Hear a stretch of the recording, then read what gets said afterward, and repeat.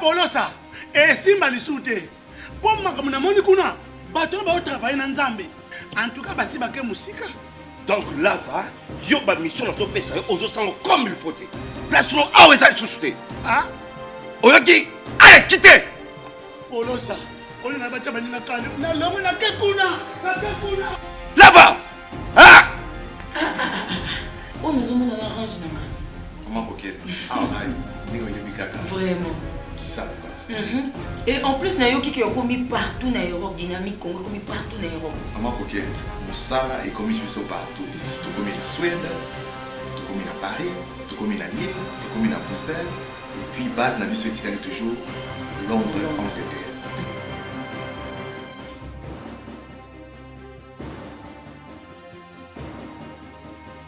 Biso na dynamique Congo.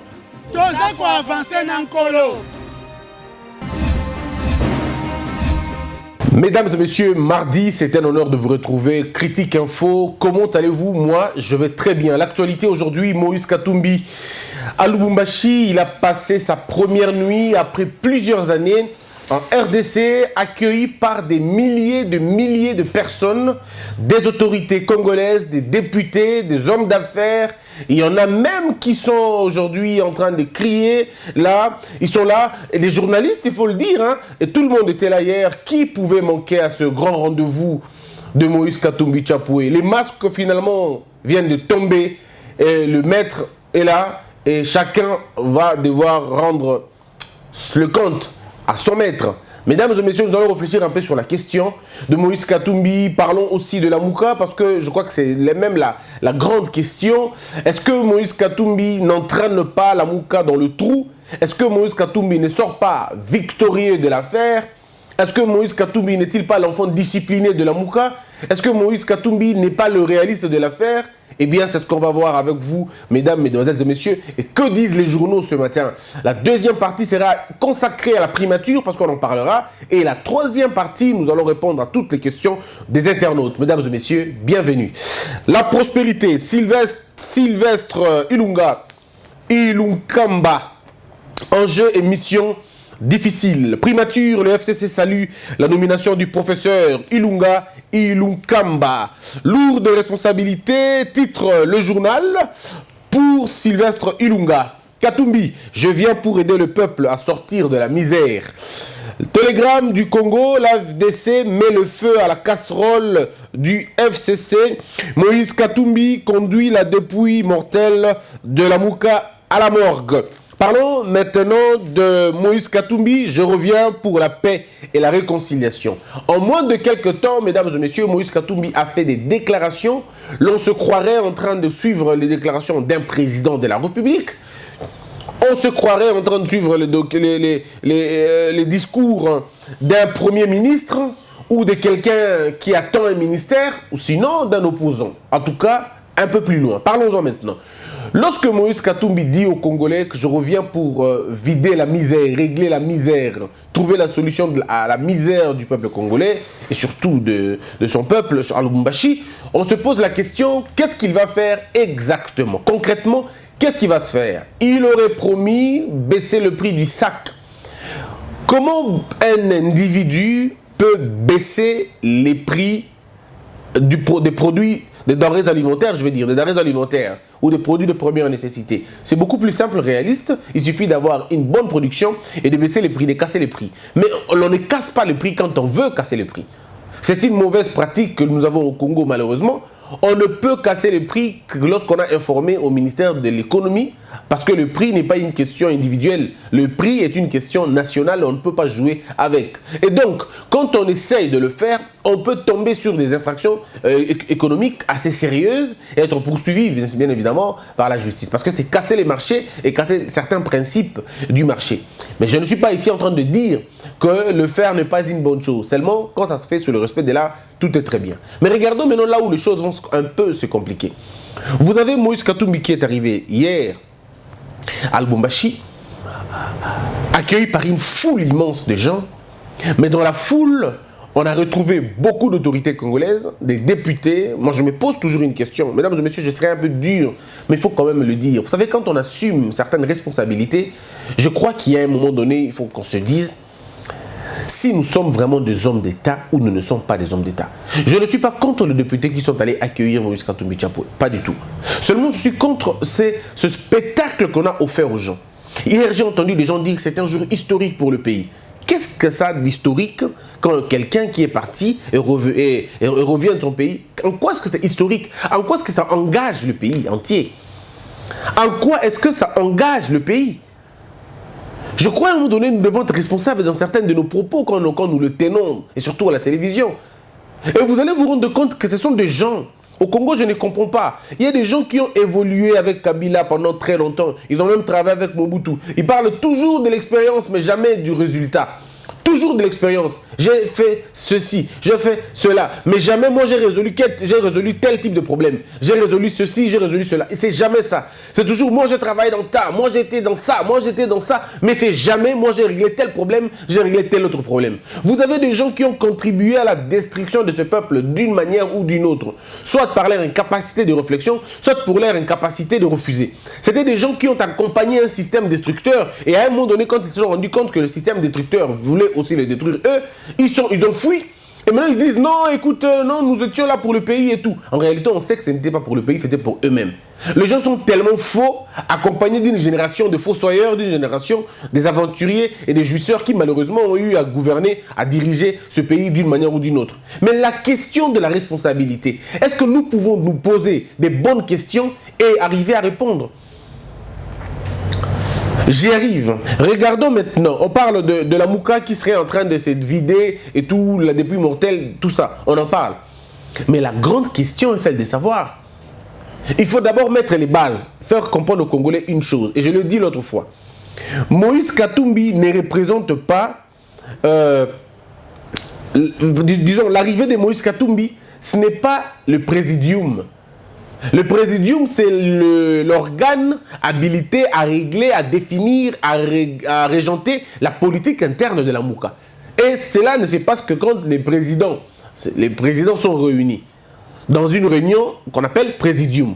Et celui qui gouverne le présidium aujourd'hui, c'est Moïse Katumbi Tchapoué. Mais Moïse Katumbi, quand il se déplace, il ne se déplace pas avec le présidium. C'est ça que les Congolais ne comprennent peut-être pas. Disons, ceux qui ne sont pas d'accord avec la Mouka, ils ne comprennent pas cette question. Mais beaucoup plus aussi la communication de la Mouka. Vous savez, quand vous communiquez en même temps, plusieurs personnes avec des mots différents et des termes différents, et c'est toujours, ça donne ça comme solution. Je suis d'accord avec le fait que Moïse Katumbi vienne au Congo, cela ne dérange pas, cela ne dérange en rien la Mouka. On fait beaucoup de confusion sur la question. Lorsque Moïse Katumbi descend au Congo, arrive au Congo par exemple, Bemba n'est pas obligé de le suivre. Il n'est pas obligé de le suivre parce que c'est une descente personnelle. Ça n'a rien à voir avec la Mouka, rien du tout.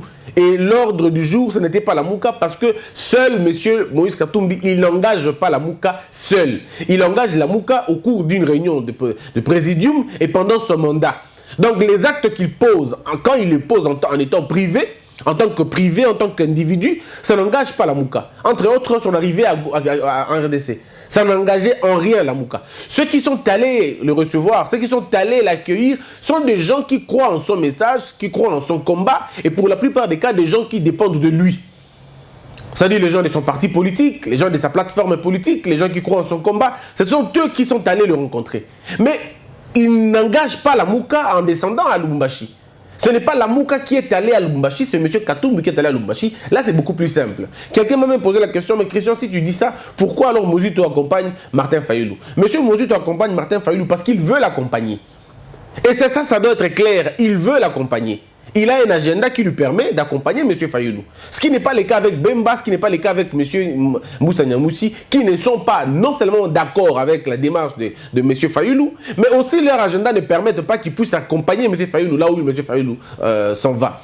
Et là, il faut dire qu'il y a des questions des intérêts. M.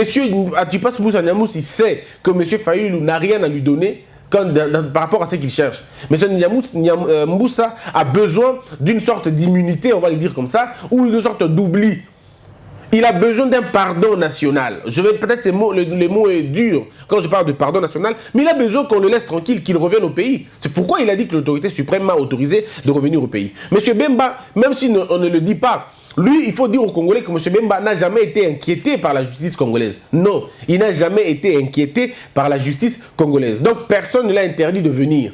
On n'a pas interdit de rentrer au pays. S'il ne vient pas, c'est parce que lui-même ne veut pas ou son agenda ne le permet pas. Et donc, il a promis d'arriver au mois de juin. Vous allez vous rendre compte que quand il sera là aussi, M. Bemba, M. Katumbi n'aura pas besoin de venir le rencontrer. Peut-être pas. Mais quand il y aura un présidium maintenant, en ce moment-là, ils vont tous se rencontrer pour débattre des questions, des enjeux. Qu'est-ce que l'on va faire? Mais c'est vrai que maintenant, quand ils arrivent, chaque parti parle pour son compte. Quand vous entendez M. Fidel Babala dire que M. Bemba sera le porte-parole de l'opposition, quand vous entendez ceux de la Mouka dire non, c'est M. Bemba, c'est M. Katumbi qui sera porte-parole de l'opposition. Bon, ce qui est vrai, c'est que ça reste un débat. Ça reste un débat interne. Mais lorsque le débat interne commence à primer sur des questions beaucoup plus globales, c'est là que ça commence à devenir compliqué. Il y a des choses, mesdames et messieurs, pour revenir à l'arrivée des Katumbi à la Lumbashi, il y a des choses que nous avons vues, il y a des choses que vous avez vues, mais des choses impossibles. Des députés, je me pose la question. L'arrivée des Katumbi, en quoi est-ce que ça dérange Félix Tshisekedi? Je ne comprends pas. Où on est? Il faut que toujours on regarde la classe en tout le temps parce que je ne comprends pas. J'ai entendu un député ici dire, par exemple, non, Katumbi est arrivé, tout le monde à la place Tshisekedi à Osaka. Oh, je comprends rien. Je pose la question, mais qu'est-ce que ces députés racontent?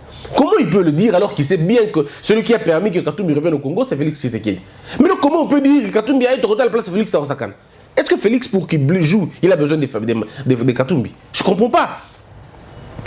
Je ne comprends pas. Mais vous entendez des gens comme ça, des députés. Vous savez, mesdames et messieurs, au Congo, ça a été facile pour être député. Très facile. Il a fallu d'une seule chose. Être dans le divertissement populaire, être dans la bêtise, dans l'abrutissement collectif, ou être dans les émotions des gens. Et tous ceux qui sont passés par ces chemins-là ont réussi à avoir la députation. Oh, disons la majorité. Tous ceux qui sont allés dans le sens de bercer le peuple, dire au peuple, vous souffrez beaucoup, l'ennemi du Congo c'est Kabila, il faut le faire partir, Kabila doit partir. Des gens qui ont passé le temps dans la critique, mais jamais dans la contribution, ce sont eux. Mais vous savez, quand vous avez un peuple comme le nôtre, 97% d'analphabètes, c'est normal qu'on élise n'importe qui. Au Congo, un intellectuel perdra face à un idiot quand on est dans une élection. Il faut dire la vérité aux gens.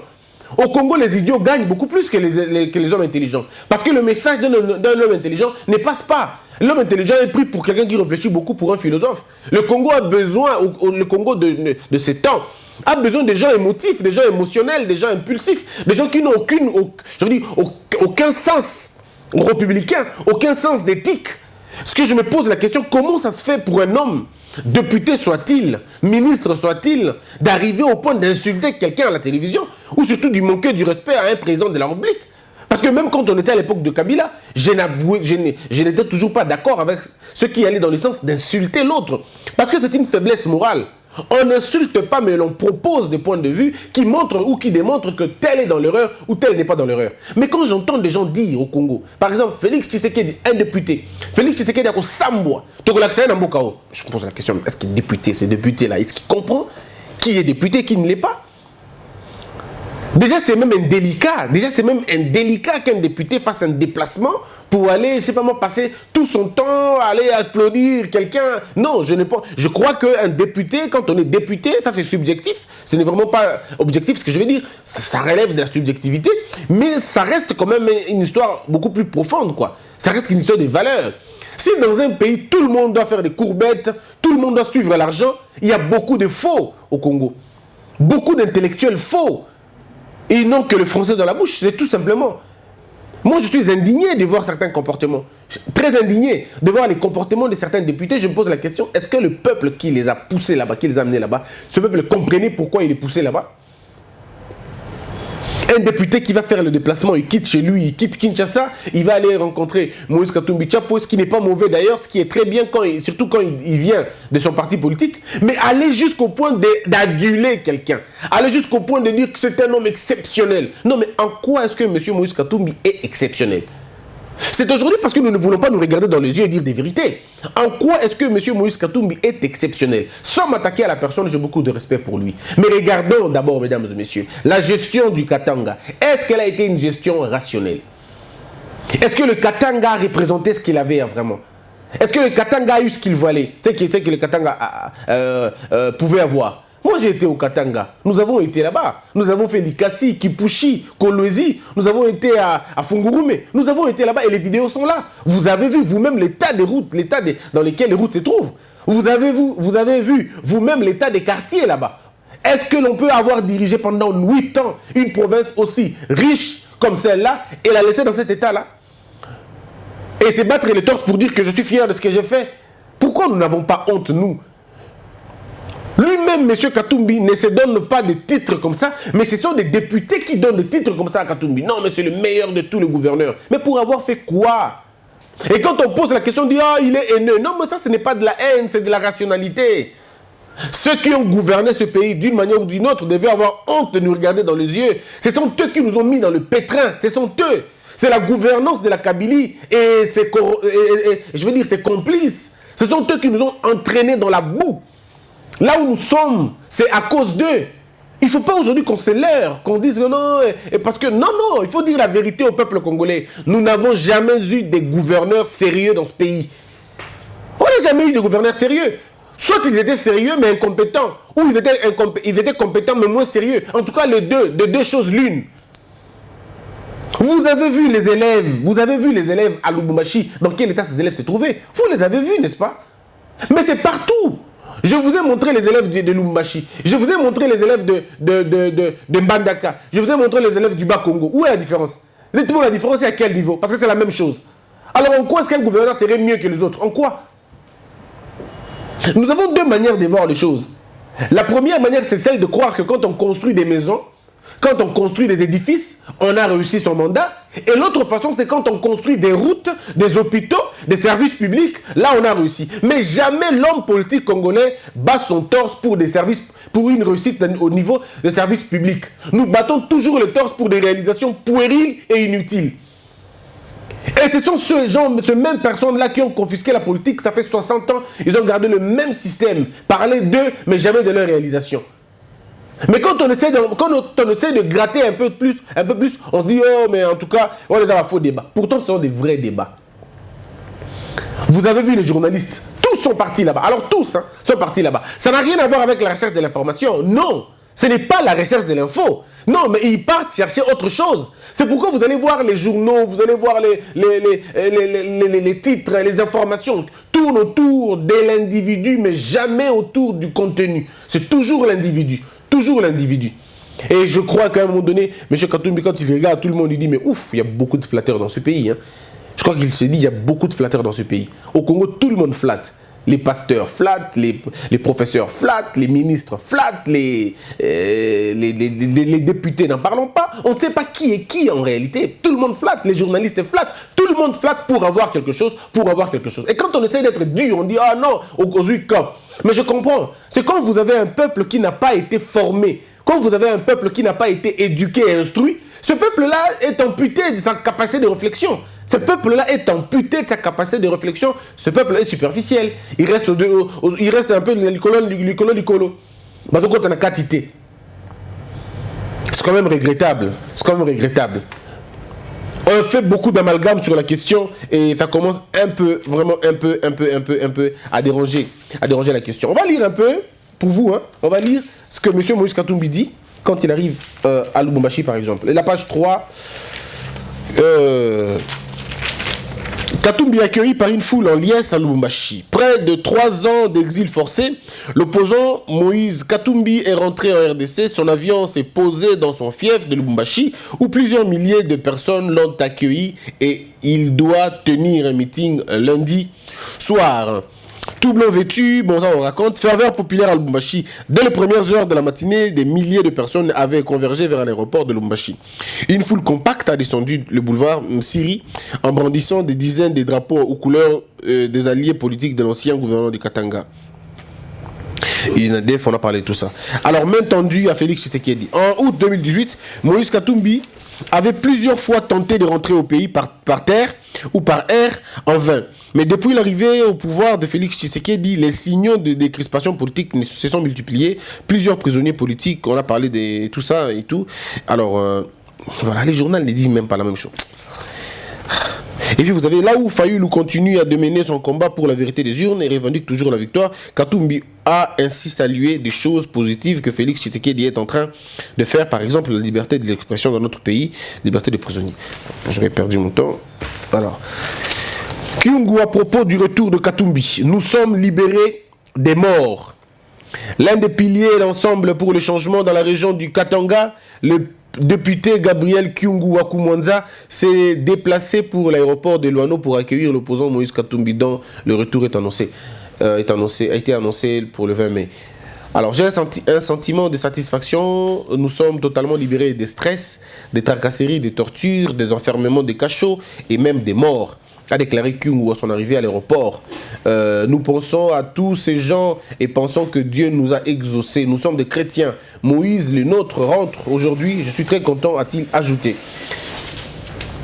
Le retour de Katumbi va bousculer les rapports des équilibres de force. C'est Franck Diongo qui le dit. Franck Diongo nous le dit. Moïse Katumbi, je viens pour aider le peuple à sortir de la misère. Exactement en faisant quoi? Mesdames et messieurs, parce que même quand il était gouverneur, la population de Lubumbashi était toujours dans la misère. Cette population que nous avons vue était toujours dans la misère. Est-ce que c'est quand il est dans l'opposition qu'il sera toujours dans la misère?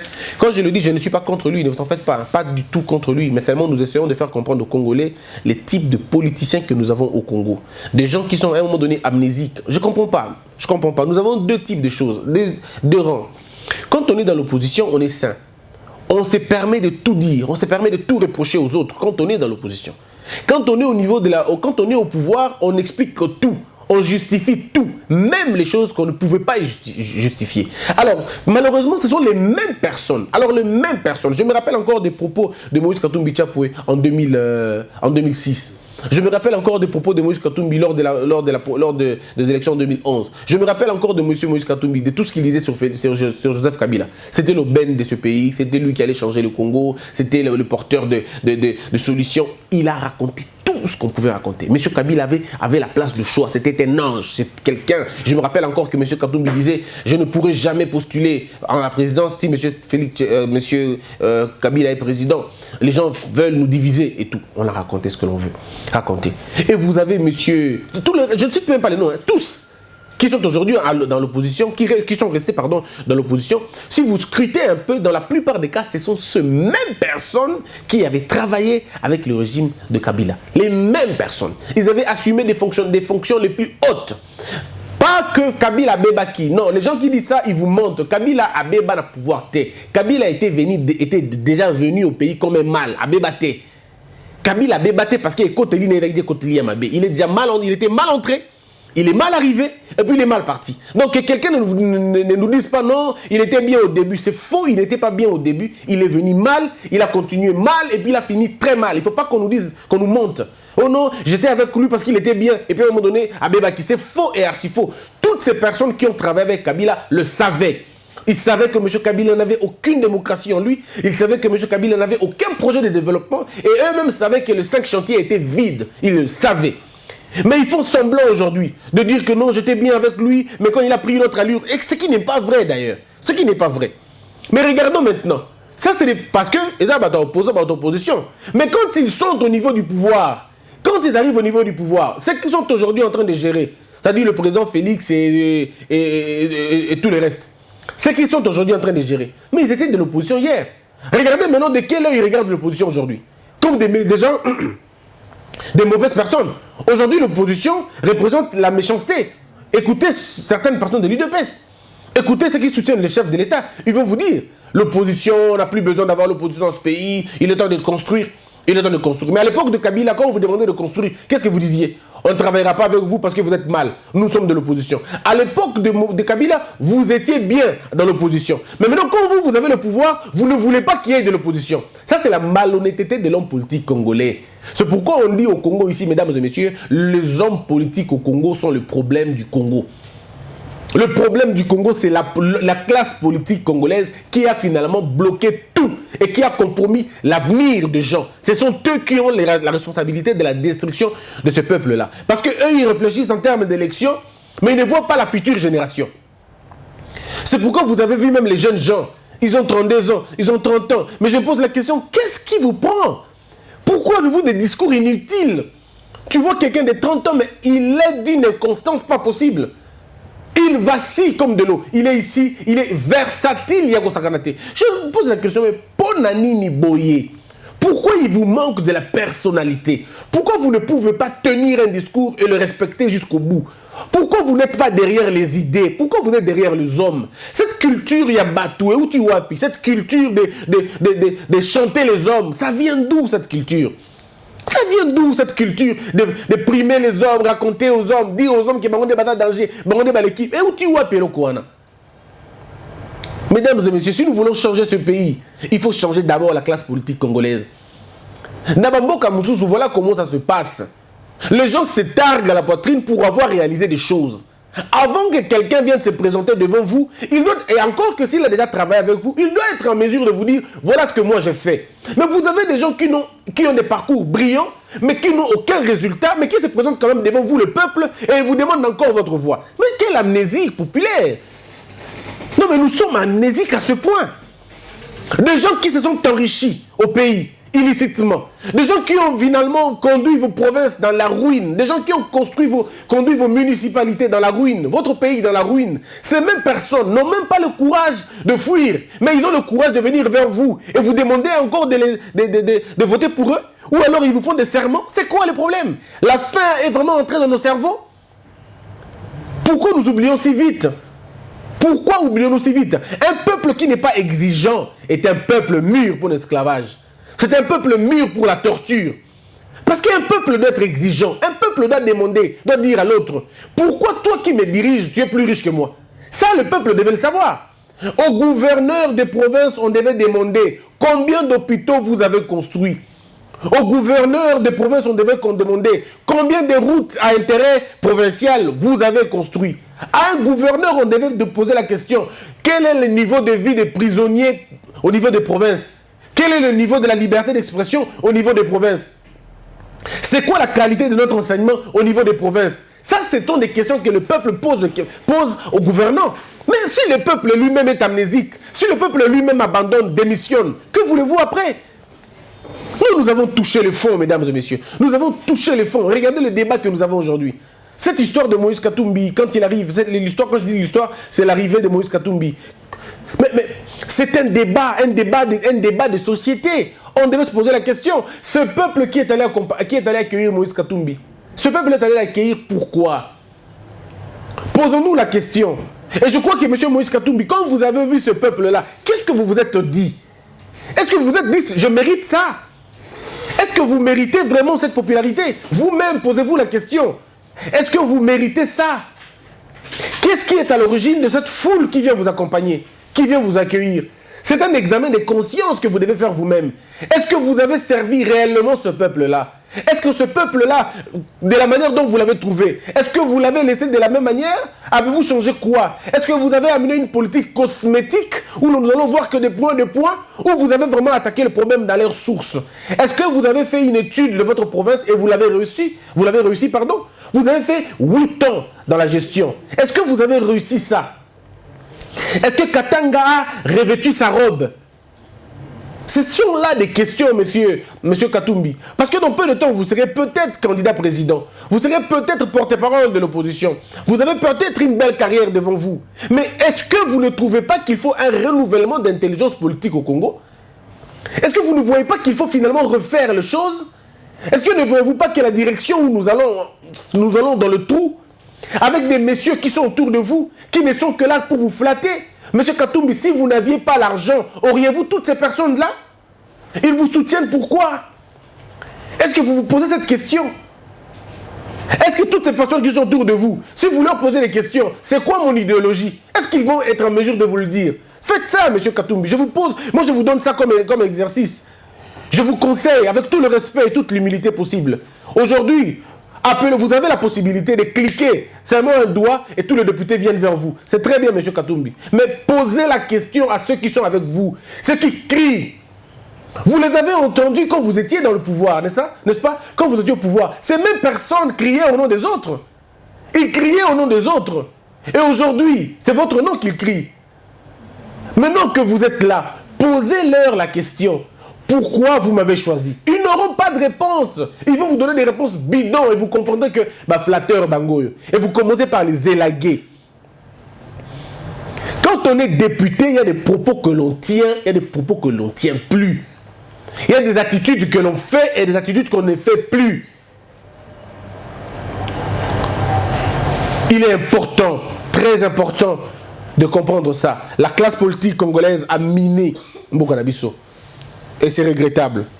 C'est vraiment regrettable. Voilà, mesdames et messieurs, c'est dont on allait parler aujourd'hui sur l'affaire de Katumbi à Lubumbashi. Et donc, l'on retient que le président de la Mouka, non, le coordonnateur de la Mouka, séjourne à Lubumbashi. Quelle sera la suite de son programme? On le saura peut-être plus tard. Est-ce qu'il va aller à l'étranger? Est-ce qu'il va aller à Kisangani? Lui aussi, va-t-il commencer sa tournée? Quand?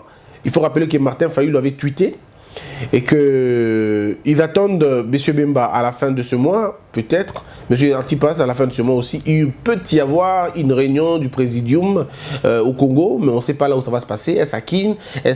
On ne sait pas vraiment là où ça va se passer, mais il y aura quand même la réunion du présidium. Et ce jour-là, vous allez voir encore qu'il y aura un plein fou. Les gens viendront accueillir ou suivre la réunion et attendre les résolutions de la réunion. Peut-être qu'il y aura une définition de règles. On attend ce que ça va donner. Mais l'homme politique congolais doit avoir une conscience sérieuse pour comprendre les enjeux de l'heure. Deuxième partie, c'est tout à l'heure. Merci beaucoup à Omo Fortis Elikia. Merci à Jérémy Maïkon et Mangboko. Je vous retrouve tout de suite dans la deuxième partie, qui est la peur quitte nos esprits, et que Dieu bénisse l'air d'ici.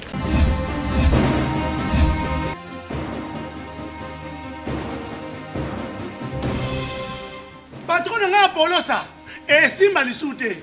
Pour moi, comme on a kuna, patron va travailler dans Nzambe. En tout cas, basi bake musika. Donc là, va, yo ba mission na to pesa yo ozo sango comme il faut. Place no a weza susute. Ah? Oyoki, allez, quittez. Polosa, on a bacha balina kale. Na lomo na kekuna, na kekuna. Là va.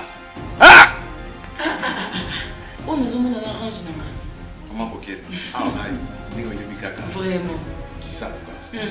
Et en plus, il y a qui ont commis partout dans l'Europe, dynamique, Congo, commis partout dans l'Europe. Maman coquette, Moussala est commis partout. Tout commis en Suède, tout commis à Paris, tout commis à Lille, tout commis à Bruxelles. Et puis, base n'a vu ce toujours Londres, Angleterre.